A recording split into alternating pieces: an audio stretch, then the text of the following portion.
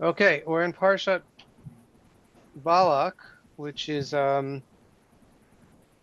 it's an interesting parsha narrative-wise. Of course, we have the story of the talking donkey, which gets Mhm. I think the most play, and the attempts of Bilam to curse Bnei Israel, which turn into blessings. But it's interesting, and I think we spoke about in previous years. It's interesting in that as it's taking place, we don't, it's not even clear to us that Bnei Israel know that it's happening, right? Bnei Israel is camping down in the desert. We're doing whatever they're doing. Presumably they're getting ready, or they just, if we follows the straight narrative, they've just fought their first battle in their beginning of the conquest of the Promised Land, and and then Moab hears about what happened and gets scared, and so they hire Bilam to come and curse Bnei Israel and try to, I guess that's the protection, their operation, their um, whatever protective measures they're going to take.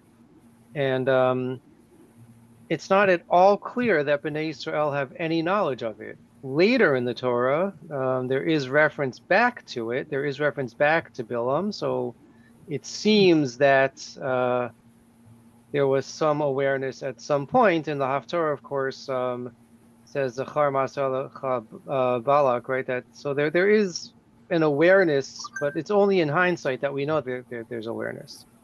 And that's the point that my teacher, Rabbi Helfgott, makes in the first source here. It's unique amongst the Parshiot in the Torah. Am I sharing the screen? No, No, that no, can't give a parsha without sharing the screen. Um, William Sutherland. okay, is that zoomed in enough? A little larger perhaps. Okay, That's better. Yeah, okay, that's fine. that's good. All right. Okay, so if Nadi writes, Parsha Balak is unique among the Parshiot in the Torah, that it takes place exclusively, excluding the net last 9 verses at the end of the Parsha, outside the arena of the Jewish people. For 3 lengthy chapters, we are transported into the court of King Balak, his advisors, and the machinations of his hired gun Bilam the sorcerer. We hear not a word about what the Jewish people are doing, but rather are granted an inside view of the fears, actions, and statements of the princes and agents of Moab and Ammon. Here in Parshat Balak, we do not know whether the Jewish people knew about Balak and Bilam's attempts to curse them, and if they did, what their reaction to that threat was. Furthermore, we hear nothing about God informing Moshe Rabbeinu as to this potential attack. It is as if this parsha is a parsha totally written in another dimension and sphere that was then communicated via some prophecy for inclusion as part of the Torah. So that's one fascinating element, is just to think about what the awareness is, right? And we encounter this in literature a lot about how much does each character in the story in the book of literature know about what's happening outside of their immediate vision. So that's one question. The question I want to focus on tonight is, okay, so we'll grant that Bnei Israel are aware, or maybe they're not aware, but in either case, who cares? Why does it matter? Right? So one question, one issue is, okay, so it has to make sense within the logic of the Torah and the narrative that it's telling. But what's the message for us? Why should we care if Balak hires Bilam to try to curse the Jewish people Mhm. and he doesn't succeed? Why does that matter to us? Why should we be at all interested in this story? Mhm. That's the question for tonight. Mhm. Great question. So the question is posed by the Abarbanel. That's the first one I saw who posed it. I'm sure there are others who pose it as well. The Abarbanel is great because he, at the beginning of whatever section or unit he's commenting on, he lays out all his questions. So I think on this parsha he has like 20 questions or so, and this is the 9th one.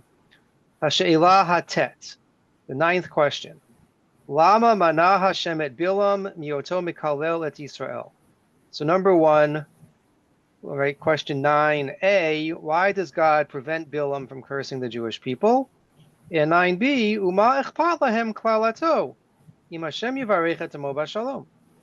Why do we care? So long as God grants us peace, so long as God protects us, why do we care to know that Bilam failed in his attempts to curse us?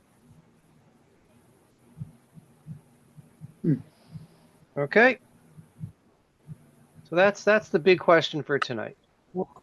So there's one approach, and I didn't even bring any of the commentators that take this approach. But one approach is that it matters to teach the lesson to Bilam. Right, so we have all these sources in Chazal, in the rabbinic literature, that talk about how Bilam was in fact a great prophet, right? There's most famously, it's sort of as a counter argument, right? The nations might claim, well, it's not fair. The Jewish people had a prophet like Moshe. If we had such a prophet, we would have come to the truth of Torah also. So it's not fair. So the answer to that claim is, well, you did have such a prophet. You had Bilam, and there are some sources that say he was even greater at a level of prophecy, greater than Moshe Rabbeinu. So one approach would say that we care because it proves the falsehood of Bilam, right? That it had to teach Bilam a lesson that even though he's this great prophet, he's someone who had great spiritual capacity, was, if we take the Rambam's understanding, was of great intellect and had trained his mind in the proper way to receive prophecy. Even so, he has to learn the lesson of the truth of God and the the permanence of the Jewish people, that they can't be undone, they can't be uprooted. That is one approach. We're not going to take that approach tonight. We're not going to explore that approach, but that certainly is there, and there's definitely truth to that. But to begin, if I may, there's a saying, when something bad happens, but not to give hope, there's an expression, Lo Alman Yisrael,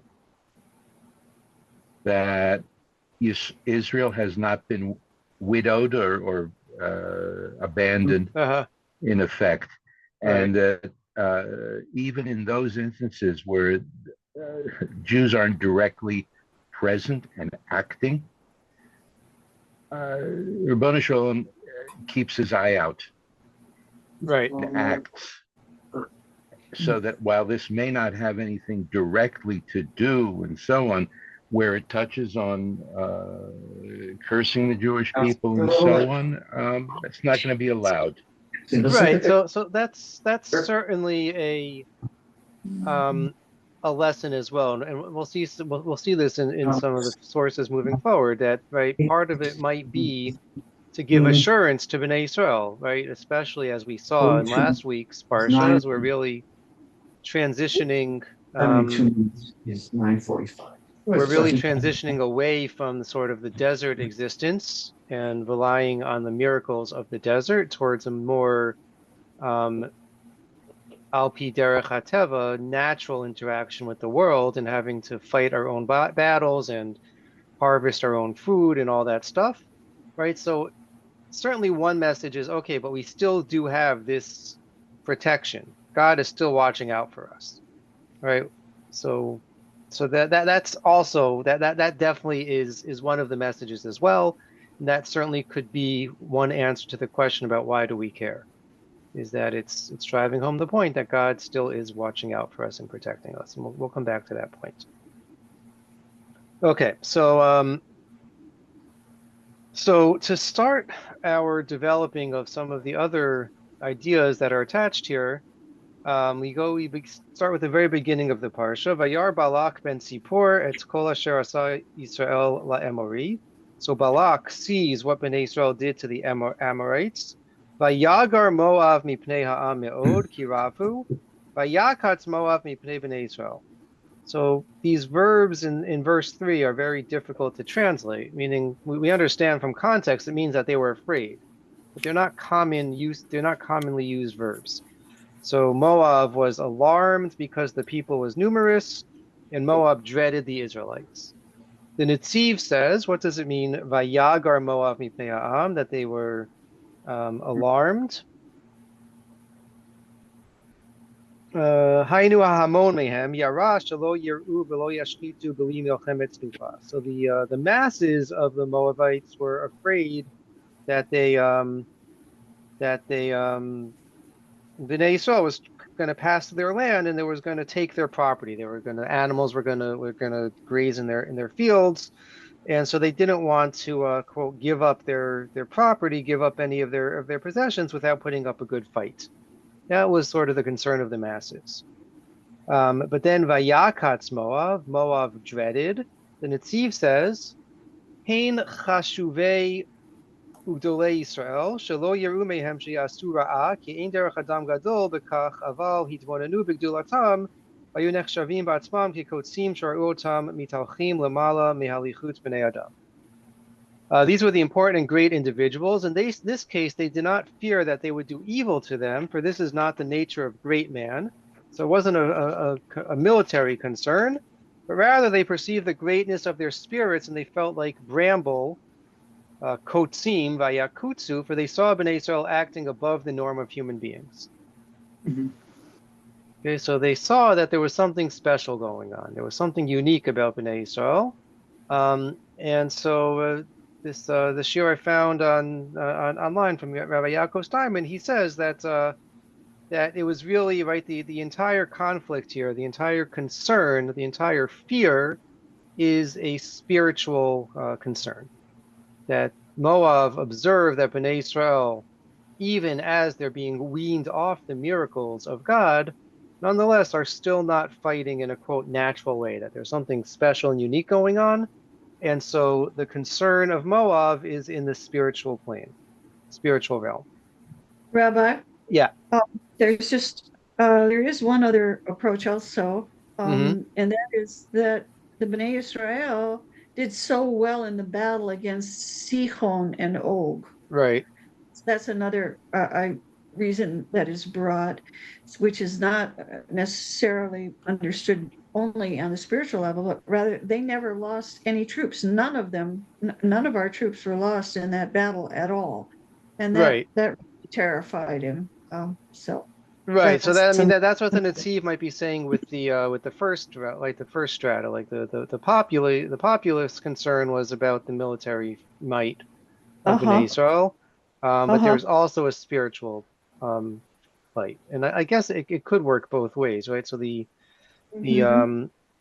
the response of Moab is, well, if we can't beat them militarily, we're going to have to bring in the spiritual guns, right? So that's the logic of why he would hire Bilam to try to curse Bnei Israel, right? Like the logical response would be let's go out and meet them in battle, and try. But if they think they can't win the battle, so that's why they have to hire Bilam to come and Well, curse them. but he goes to Midian, and that's something that does need to be explained. And the Rashi is that he asks them how could he be defeated, and they said Moshe's power was in his voice, so they Right, had to have somebody who had a very strong voice, and right. that's why they hired him. Yeah.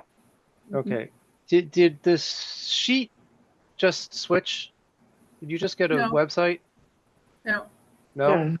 Okay. So, all right.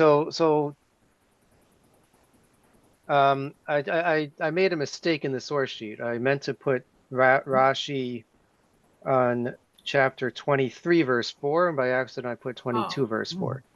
So let's Oh. first look at the How did verse you change inside, and then I'll show you the Rashi that I intended to share. So Rashi says, right, the Torah tells us once Bilam, agrees or goes on the mission, it's unclear how much he agrees and how much he's coerced. But once he goes and attempts to curse Bnei Israel, we read, Vayomer Bilam el Balak, B'nei li bazeh shiva mizbachot, v'chen li bazeh shiva parim v'shiva elim. So he tells Balak that you need to build 7 altars, and we're going to offer up 7 cows and 7 rams as sacrifices. Vayas Balak kasher diber Bilam, vayal Balak ubilam par va'ayil b'mizbeach. So they did that. They build the altars and they offer up these animals. Vayomer Bilam lebalak ityatsev alolatcha ve'elcha ulai yikarei Hashem likrati udvar ma yareni v'higradati lach vayalach shefi. So Bilam says, okay, stand here with your sacrifices, and I'll go see if God is going to call out to me, and if we can get this spiritual warfare started. Vayakar Elokim el Bilam, Vayomer elav et shivat mizbechot arachti va'al par va'ayil b'mizbeach. God does indeed appear to him, and Bilam says, look, I prepared these altars, and then the story proceeds from there. Rashi, and let me get the proper Rashi on your screen, so I'm going to have to stop sharing. Show that other web page and share again.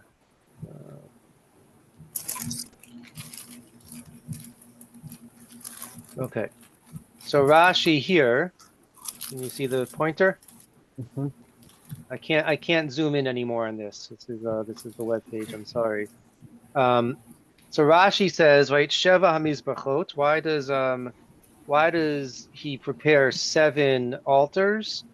Sorry, it says Shivat Hamizbachot, the 7 altars, or 7 of the altars, with the definite article. Amar lefanav, avotenu shel elu banu lefanecha shiva mizbachot, v'ani arachti keneged kulan.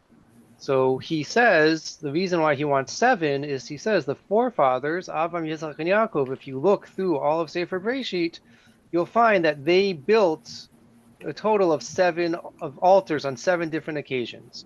So he builds these 7 altars corresponding to the 7 altars of the patriarchs. Avram bana Arba, and Rashi goes through what these 7 are. Okay, so that's the Rashi I meant to bring, and now let's go back to my source sheet. So stop sharing that and go back. Oh.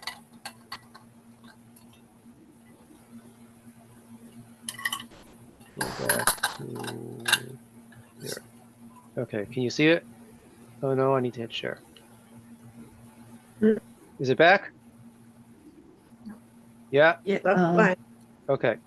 Yeah. So Rabbi Steinman It's black, says, clear, it's back. what? Good? Yeah. Okay. Yes. So Rabbi Steinman says on this that that this is really the Bilam's first, quote, spiritual weapon that he uses against them, is he's trying to counterbalance the spiritual bank account of the Jews. They have, right, what we call zechut avot, the merit of their patriarchs, stored up, that even if they're undeserving, that the great acts of Avraham, Yitzchak, and Yaakov somehow still endures and still serves as protection for Bnei Israel. So Bilam is trying to undo that with these 7 altars. That's the first that's the first level in understanding why do we care about this. So again, right, to Robert's point, and the message is that if anyone tries to undo the zechut avot, the merit of the patriarchs, well, that's not going to work. God is going to continue to protect us, and that merit will. I mean, I don't know if the bank account ever runs out, but clearly it hasn't run out yet, or it hasn't run out at this point. Second point here is brought by of Yosef Ibn Kaspi. Okay, so he says again the same question. Yesh lit'on sheiton aleinu mi'inyan klalot bilam shebe'emet. Sorry, let me get the English. Lo hayat la tikun lo meichut hamidaber v'lo meichut hama'aseh.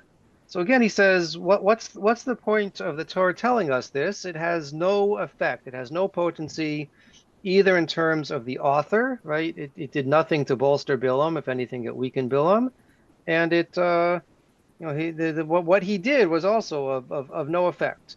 Omnam dan she'ein chashash lo todavar mitzad atzmo, right? No, the act itself was an empty threat. There's no real threat. Ki ein bo mamash. It was of no significance. Aval mitzad hamekablim ritzoni Yisrael hashomrim o hayodim shehu mikol olam. But from the perspective of the Jewish people, who, again, we don't know if it's in the moment or in retrospect, know that this attempt on them is being made. So that is of concern. We know that he was a great sorcerer or magician, however you want to translate it.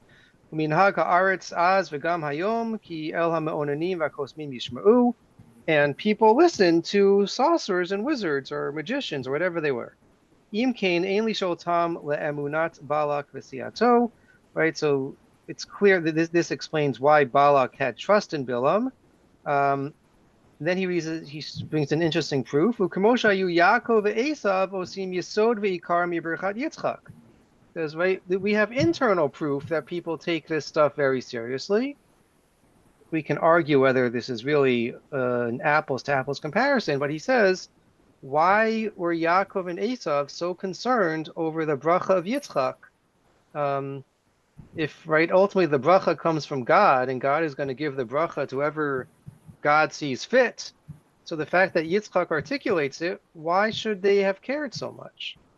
But the point is that even if it is objectively speaking of no significance, the fact that it bears significance in the mind of those who are targeted warrants protection.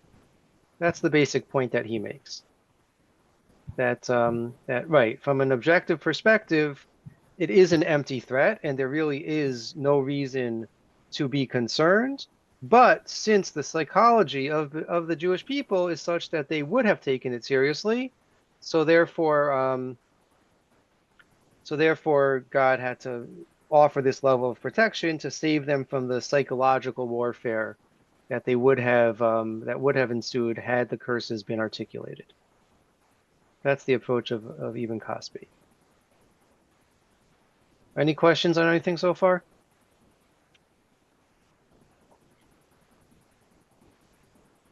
Well, Right, the so Rebbe does offer another reason, and that Yeah. is that Balak, who was an ancestor of David HaMelech, as we know, Mhm. because Ruth was descended Right. from him, Right.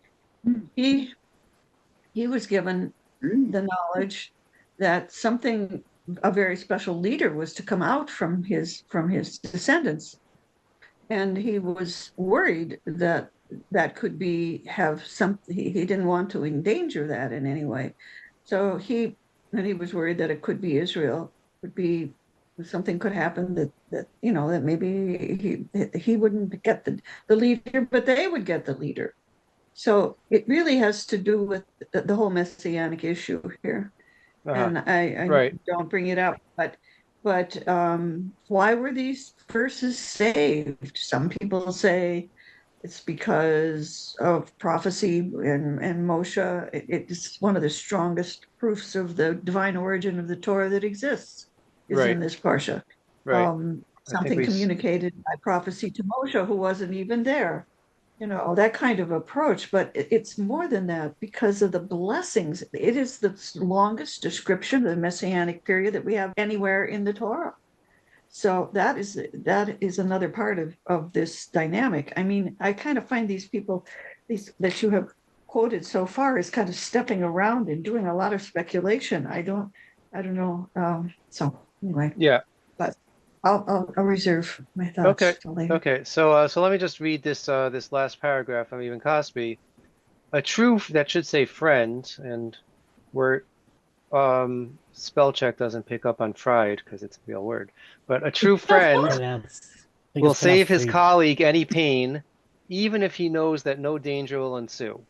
Similarly, the Almighty, out of abundance of his love for Israel, prevented Bilam from cursing them, though he was aware that his curses were impotent.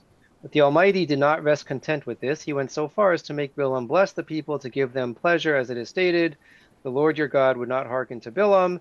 He delivered them from hearing his curse, all out of his love for his people. Okay, so Right. It's an interesting question. It's a beautiful description of God's love for Bnei Israel. It raises an interesting side question, which we're not really going to get into right now, but right, how much should a parent, a teacher, an authority figure protect from all harm and all pain, right? And how much, sometimes you got to let the kid experience a little bit of setback or, uh, difficulty in life. So that, but right. So, but we understand the description of not wanting to expose your loved one to any pain, even if it's harm, if it's empty pain, if it's empty and it's temporary, and they'll see that it was meaningless.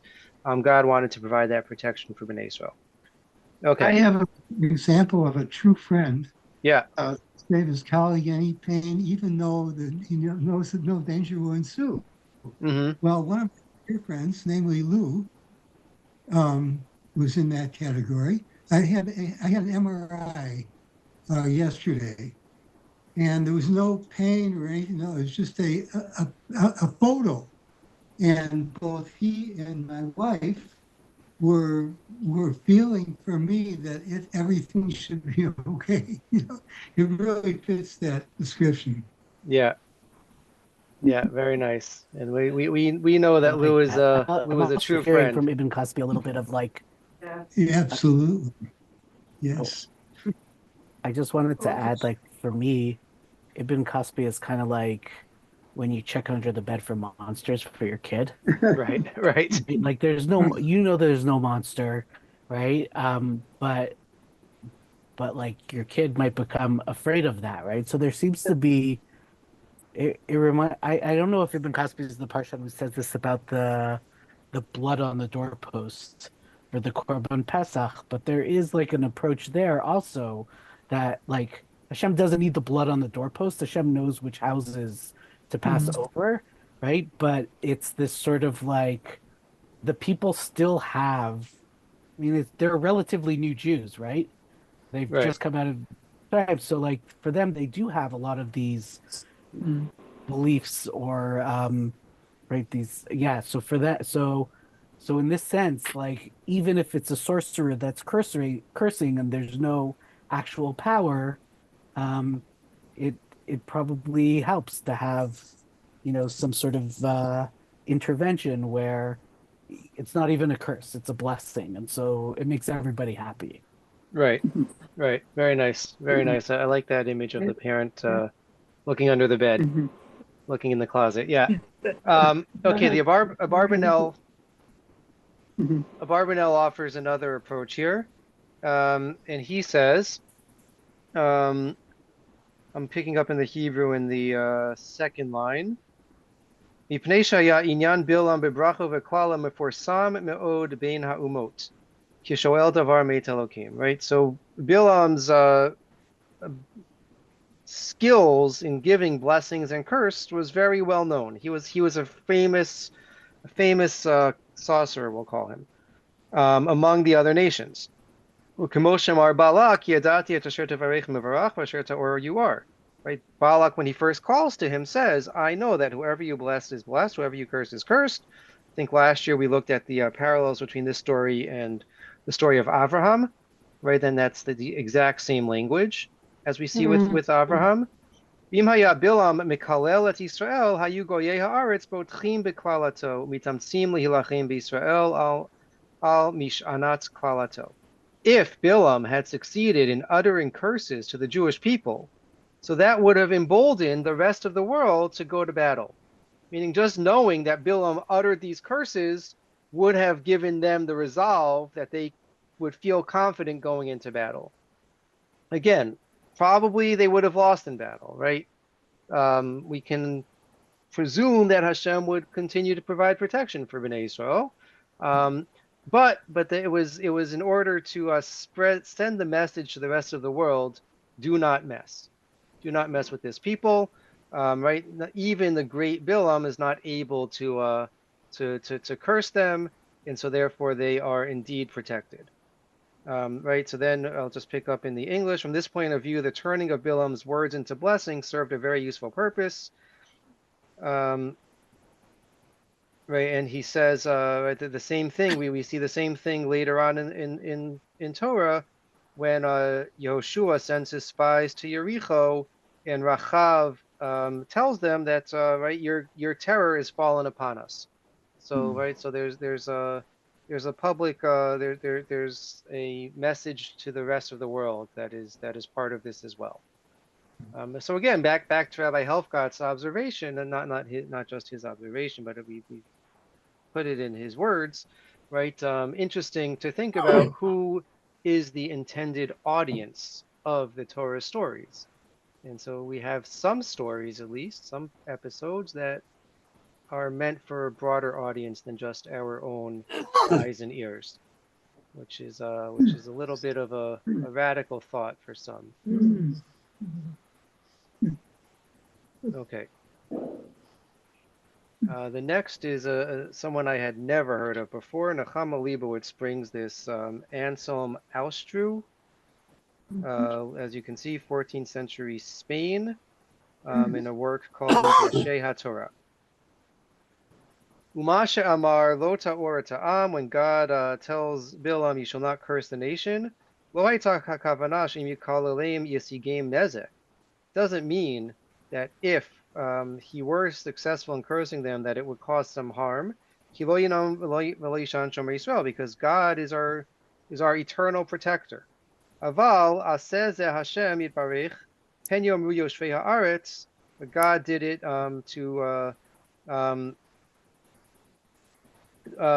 to prevent other nations from thinking. Imikanu labayas yigem eze onesh mitzad chet am le'atid.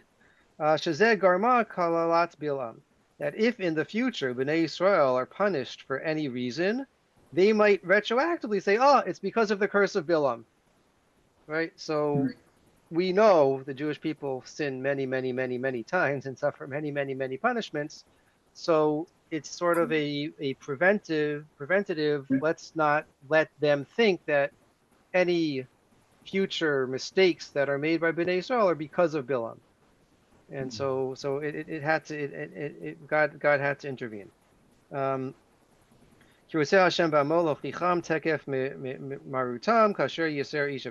God wants to teach us, and God does punish us. And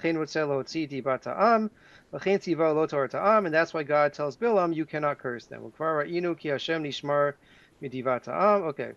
So that's the basic point. It's again to prevent any false notions of the rest of the world that these curses have any effect, even if they don't.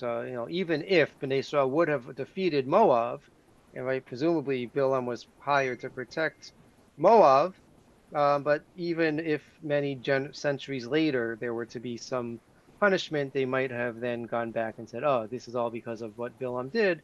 So it didn't quite play out the way that Balak originally intended. So that it's to counter that claim. So the next source is Shadal, of Shmuel David Luzzatto from Italy. It's very similar, but as we'll see, there is a key difference.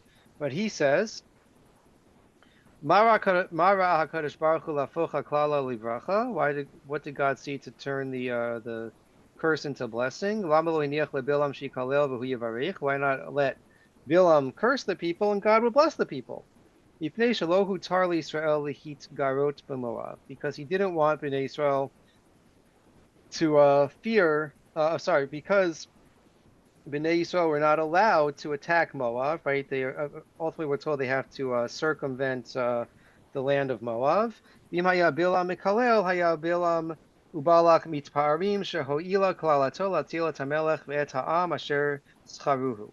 So if ultimately Bnei Israel doesn't pass through Moab, but they would have gone in a roundabout way, not going through Moab's territory, then they would, again, that would be even more direct attribution to say that Bilam was successful, and that's why Bnei Israel didn't attack them.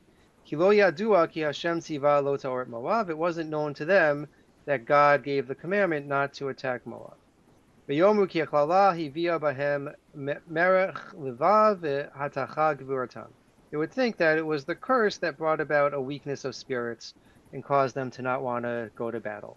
Ulai gamkin hayu hamoavim yotzim likvartam ba'am kaved uviyad chazaka kamo shasa Edom. It's also possible that in addition to the curses of Bilam, that Moab would have gone out and met the people in battle, met Bnei Yisrael in battle. Hayu Yisrael mitvachakim mipneihem mipnei mitzvat Hashem, and then Bnei Yisrael would run away because God told them they're not allowed to fight. Kamosha Asula Edom, Vayasha Shem Shemaim Yitchalel. That would lead to a desecration of God's name if they would go on the battlefield and then turn around. So, so again, it's to preemptively prevent any thoughts in the eyes in Moab that it's because of the curses that Bnei Yisrael were not attacking them, or that they were saved from the destruction that they had already seen and heard Bnei Yisrael was capable of doing to other nations.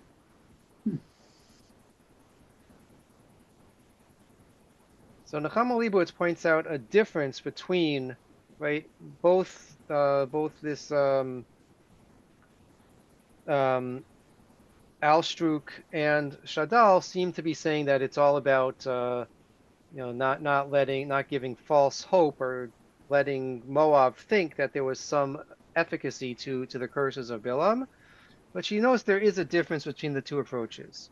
Luzzatto regards divine action against Bilam as an expedient of temporary effect only, to weaken the moral of Israel's enemies, or the morale of Israel's enemies, as well as to sanctify the name of God publicly. Right? He's concerned only about what Moab is going to think in the moment about whether Bilam was successful or not. Whereas Alstruk regards it as an expedient with a long-term effect to preclude Israel attributing all their suffering, their future history, to the effect of Bilam's curse, instead of the incurring of divine displeasure through their disobedience. This would be a chilul Hashem.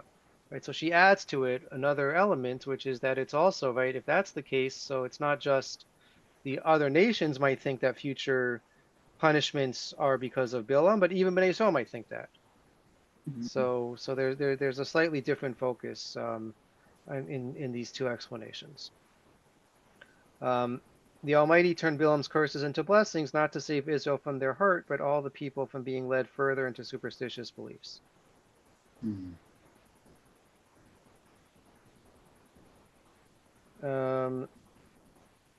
Okay, so one more piece to this. So not one more piece, but bringing closure to this parsha.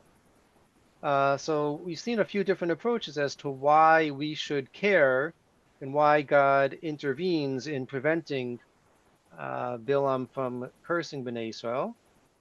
The parsha ends, it was already alluded to in one of our sources, the final 9 verses with, okay, so Moab sees that that this isn't going to work, so they go to plan B. And what's plan B? Entice the men into sin. Yeah, so they entice the men into sexual immorality, sexual sins.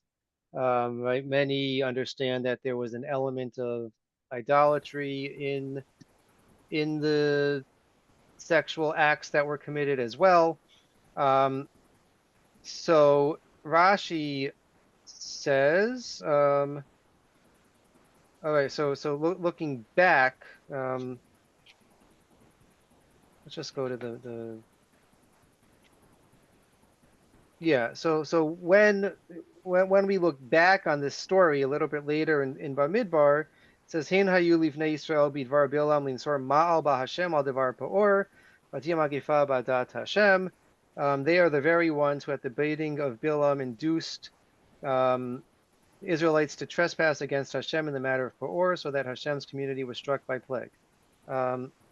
So as it say, they were the very ones. So so Rashi, quoting from the Yalkut Shimoni, says, Hayu makirin otam zohi shenichshal ploni ba. When they encounter Midian or Moab a second time, they recognize the women and they say, oh my gosh, that's the same woman that so-and-so sinned with at Baal Peor. Bidvar Bilam, at the behest of Bilam, Amar Lahem,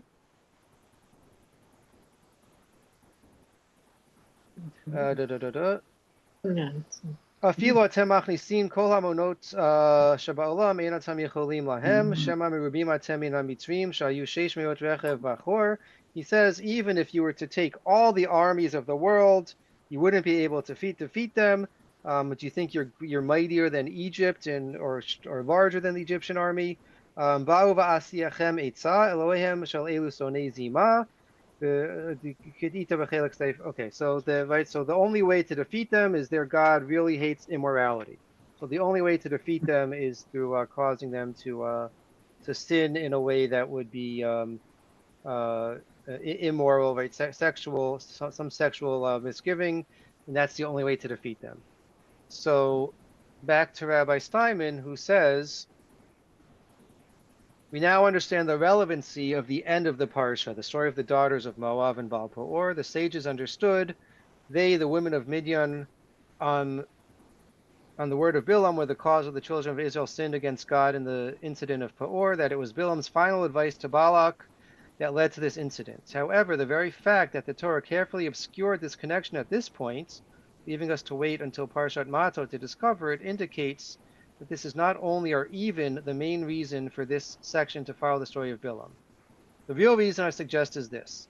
There is a way to undercut the spiritual status of the Jews, but that is not by magic or by having Moab bring sacrifices. It is by introducing sin, specifically licentiousness and idolatry to the Jews. The magic and sacrifices of Moab are simply irrelevant to Jewish destiny, but sin, or conversely, to do justice and love kindness and walk humbly with God, is crucially significant. Nothing Bilam and Balak can do will change the spiritual status of the Jews. What they do, of course, can and will. The relationship with God is not impervious and immutable, for that would also be a form of magic, a state whereby we control God. The flip side of Bilam's failure is the success of the daughters of Peor. In the spiritual world, everything depends on Israel's own state and not on anything else. So the ultimate message, according to this, is that yes, there is no real threat to the spiritual message or the spiritual warfare of Bilam's curses or his words, but there is threats of us acting improperly. And the only way that Bilam can effectively threaten us is by enticing us to go and sin and act improperly and act immorally. So that might be the lesson, right? Something about, right, that ultimately the ball is in our court. That if we act as we're supposed to act, then we will receive God's protection, and things will go according to plan. And if we don't, then there's the chance for real failure and real downfall. That's I think that's that's at least an approach to why we should care. There's an interesting follow-up to this, which is based on, I'm even forgetting now who it was, Ibn Cosby, who said that that the reason that God intervened was to protect Bnei Israel even from, right, as Avi said, the monsters under the bed, even from the non-existent or unreal threat. So there's a fascinating Gemara. I know I spoke about this Gemara in Shul a few weeks ago. It's one of my favorite stories in the Talmud. It's with Rabbi Shmuel the Kohen Gadol. So the Gemara begins by saying, Minayin she'HaKadosh Baruch Hu mitpalel. Gemara wants to know, how do we know that God prays? And it gives the pasuk that we sing, it's familiar to us. Shene'emar v'aviyotim el har kadshi v'simachtim beveit tefilati. Tefilati lo ne'emar ela tefilati mikan she'HaKadosh Baruch Hu mitpalel. The verse says that I will bring them to my holy mountain. I will rejoice for them in my house of prayer, the house of my prayer. It doesn't say the house of their prayer, but the house of my prayer. This is proof that God prays. Beautiful. God prays. Interesting questions about what does it mean? Who does God pray to? So this is one of the proofs that we say prayer, lehit palel, it's reflexive. So just as God prays to God's self, we look inward to ourselves when we pray as sort of an act of self-judgment or introspection. Okay, so they've established that God does pray. They want to know, well, what's written in God's siddur? What does God say when God prays? My matzle, Amar Rav Zutra Bar Tuvia, Amar Rav. So Rav Zutra Bar Tuvia says in the name of Rav that God offers the following prayer. Yehi ratzon shelo yichbeshu rachamai et ka'asi vayigolu rachamai al midotai ve'et nahig im banai b'midat rachamim v'kanes lahem lifnim mishurat hadin. May it be my will that my mercy and compassion prevail over my anger, that my mercy be my dominant attribute, that I should act with my children with the attribute of mercy, and I should act with them beyond the letter of the law. And then the Gemara gives us this beautiful story. Tanya Amar Bishmael ben Elisha, Rabbi Yishmael says, and he was not only a leading rabbi, but he was a Kohen Gadol, one of the last Kohen Gadols. Once I went in to offer the ketoret, to offer the incense. And I saw Akatriel, who's one of the great angels, right? Or is somehow a manifestation of God. Who was sitting on his exalted throne. Amarli Yishmael b'ni barcheni. And God says to me, Yishmael, bless me. Amarti lo, I said to him, Yehi ratzon milfanecha, sheyichbeshu rachamecha ka'ascha, v'yagulu rachamecha midotecha, v'nahig im banecha b'midat harachamim, tikanes lahem lifnim mishurat hadin. I said, may it be your will that your mercy prevail over your anger, and that your mercy be your dominant trait, and that you shall act with your children with your attribute of mercy, and act with them beyond the letter of the law. Does that sound familiar? Just read it. Yeah. So the bracha that this Rebbe Yishmael gives to God becomes the prayer that God offers, right, according to the Gemara, on a daily basis. Mm-hmm. And the Gemara concludes, Na'anali barosho, God, right? So Rabbi Yishmael says, okay, God nodded, God approved, as we've already seen. This teaches us that the blessing of a hedyot, of a simpleton, should not be taken lightly, right? Because compared to God, who's Rabbi Yishmael? We know him as the great Rabbi Yishmael, as the great Kohen Gadol, the great rabbi, the great sage, but compared to God, he's a nobody, right? But this prayer that he offers to God becomes the prayer that God says. So just as we should not take the bracha of a hedyot, of a simpleton, lightly, right? You know, I think there's an interesting flip side. Again, I don't have it all worked out, but certainly as far as Bnei Yisrael being aware of the potential curse of Bilam seems to be an interesting counterbalance to this idea, right? So we should certainly take the brachot that we receive seriously. And the question is, what do we do with the curses of a hedyot? If a simpleton curses us, do we have to be concerned with it or not? Certainly, if we take it seriously, it might have impacts on us, and it might lead us in a bad way. But I think it's an interesting sort of twist and way to think about why it's so important that Bilam not even be allowed to utter the curses, is that they might be internalized in some way that could lead to harm, even if there's not an objective threat, without us internalizing it. Final questions or thoughts?